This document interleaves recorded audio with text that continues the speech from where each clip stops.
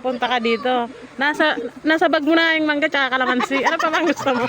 Umuya naman ako nang iwan dito. Saka gusto mo yung manok, ilagay mo pa dyan. Gusto daw niya magpaiwan. May avocado pala kayo. Oh, may avocado pa.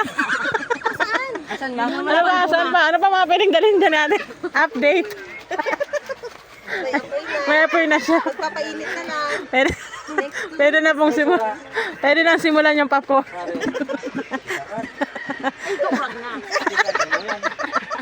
Gusto mo Chef, natural uling niya. Wala ka sa Manila, uwi na dito ka sa Rizal. Ikaw yung mag-a-adjust. Kanya, patulder.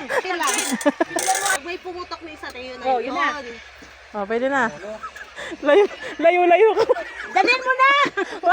Baka iba yung pumutok. Di mo alin ng... Nagkupo mo na yun. Sus Mario.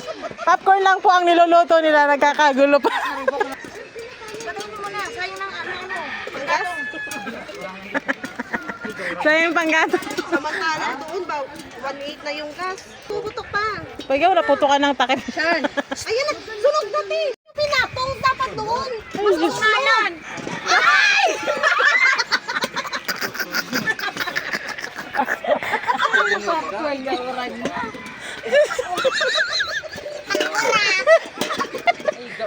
Go yung popcorn, buwis. Nasunog na nga.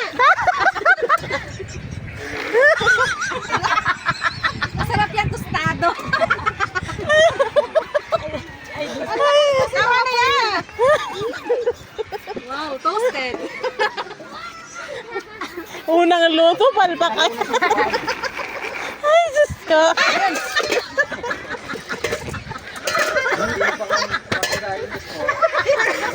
Ang dami, ang dami. Lagay mo na, pabaliktad. Yan. Malangaw. Na-stress na yung nagluluto ng popcorn. Sabi niya, Ayan, nakaluto rin ng popcorn. Naman ng popcorn na.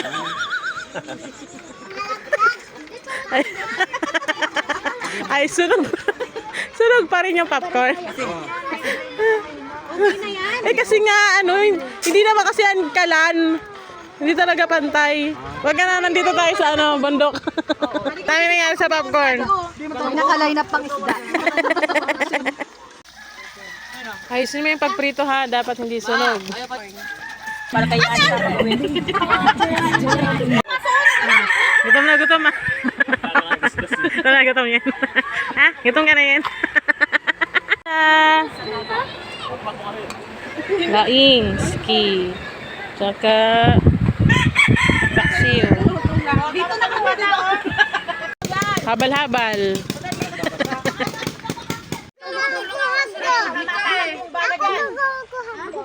Ay, gurag ka. Gagawa ka hotdog. Patingin, orang hotdog mo. Ay, gurag na. Nasa na yung ulo ng baby. Natanggal.